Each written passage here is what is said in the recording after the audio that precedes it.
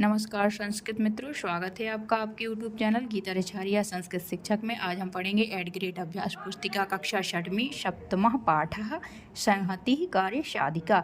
संहति मतलब होता है समीपता, कार्य की साधिका होती है, कार्य को साधने वाली होती है, मतलब एकत्रित होना, इकट्ठापन होना कार्य को साधने वाला होता है। पाठ 7 है संहति कार्य साधिका। शरीरस्य अंगानि, मुख्य शरीर के अंग दिए हैं। केशः, नेत्रम, नासिका, औष्ठः, स्कंधा, मणिबंधा, अंगुलिभिः, पादः, अंगुष्ठा, जानु, उदरः, कंठः, दंतः, कपोला, कर्ण और ललाटम ये शरीरस्य अंगानि नामानि सन्ति। बहुविकल्पीय प्रश्न है। प्रश्न क्रमांक 1, बहुभिः क्रीडकैः भवति। बहुत सी क्रीडक होते हैं। क्रीडनम, क्रीडनम मतलब होता है खेल में, तो यहाँ पे हम इसका उत्तर लिख भी सकते हैं क्रीडनम, खेल में बहुत से खेल या क्रीडक या खिलाड़ी होते हैं। क्रमांक 2 है वयम मुखेन न कुर्मः, हम मुख से नहीं करते हैं। तो देखो बदामः बोलते हैं, पिबामः पीते हैं, चलामः चलते हैं, खादामः खाते हैं, तो आ जाएगा चलामः। हम मुख के द्वारा चलते नहीं हैं, चलते हैं हम पैरों के द्वारा, तो ये चलामः आपका सही उत्तर हो जाएगा। निर्देश एक पदेन उत्तरम लिखत, एक पद में उत्तर लिखिए। प्रश्न क्रमांक 3 है केन एकता बोधा भवति, किसके द्वारा एकता का बोध होता है। उत्तर हो जाएगा शरीरेण, शरीर के द्वारा। प्रश्न क्रमांक 4 है अंगानाम मेलने किम भवति, अंगों के मिलने से क्या होता है। उत्तर हो जाएगा शरीर निर्माणम, जब इकट्ठे अंग मिल जाते हैं तो शरीर का निर्माण होता है। प्रश्न क्रमांक 5 है केशाम मेलनेन रज्जु निर्माणम भवति, किनके मिलने से रज्जु या रस्सी का निर्माण होता है। तो हो जाएगा तृणानाम, तृणकों के या तिनकों के। प्रश्न क्रमांक 6 है कई पुस्तक निर्माणम भवति, किसके द्वारा पुस्तक का निर्माण होता है। उत्तर हो जाएगा मुद्रित पन्नैः, मुद्रित या छपे हुए पन्नों के द्वारा पुस्तक का निर्माण होता है।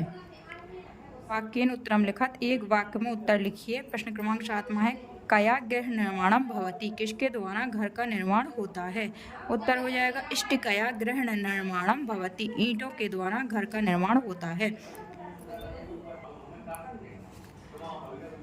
प्रश्न क्रमांक 8 है काभिः मुष्टि भवति, किनके द्वारा मुट्ठी या मुट्ठी बनती है या होती है। अंगुलिभिः मुष्टि भवति, अंगुलियों के द्वारा मुट्ठी होती है।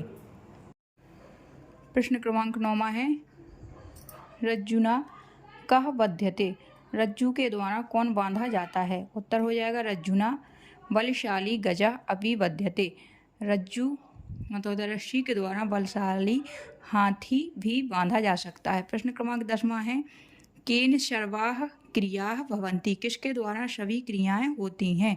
उत्तर हो जाएगा अंगानाम सहयोगेन यो शरीरेण सर्वाः क्रियाः भवन्ति, अंगों के सहयोग से ही शरीर की सभी क्रियाएं होती हैं। प्रश्न फिर दीर्घ उत्तरम लिखा, दीर्घ उत्तर लिखिए। प्रश्न क्रमांक 11 है निम्नलिखित शब्देषु तृतीय विभक्त्याः प्रयोगम कृत्वा पंचवाक्य निर्माणम कुरुत, निम्नलिखित शब्दों में तृतीय विभक्ति का प्रयोग करके 5 वाक्य लिखिए। शरीर, सहयोग, जिह्वा, हस्त, रज्जु, पुष्प, एक, पंच, इष्टिका।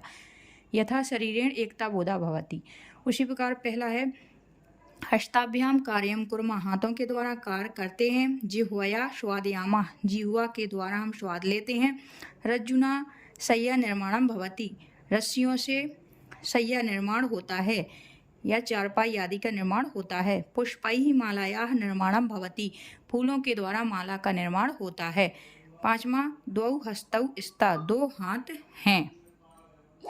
प्रश्न क्रमांक 12 है पाठे आगतान तृतीय विभक्तेः पंचदश शब्दान लिखत, पाठ में आए हुए तृतीय विभक्ति के 15 शब्दों को लिखिए। तो हो जाएगा पहला उन्होंने दिया है, दूसरा है माला भी, माला के द्वारा, तीसरा मेलनेन मिलने से, जनैः लोगों के द्वारा, सहयोगेन सहयोग से, पुष्पैः फूलों के द्वारा, नेत्राभ्याम नेत्रों के द्वारा, फलैः फलों के द्वारा, दंतैः दांतों के द्वारा, अंगुलिभिः अंगुलियों के द्वारा, मुखेन मुँह के द्वारा, इष्टिकया इष्टिका से, तृणानाम तृणकों से। ये हो जाएगा इसमें तृणानाम, तृणेन करना चाहिए, तृणानाम तो हो गया षष्ठी का, इसका सही होगा तृणेन, तृणेन, ये हो जाएगा इसका सही शब्द तृणेन, तिनके के द्वारा। पुष्पैः फूलों के द्वारा, नासिका या नासिका के द्वारा।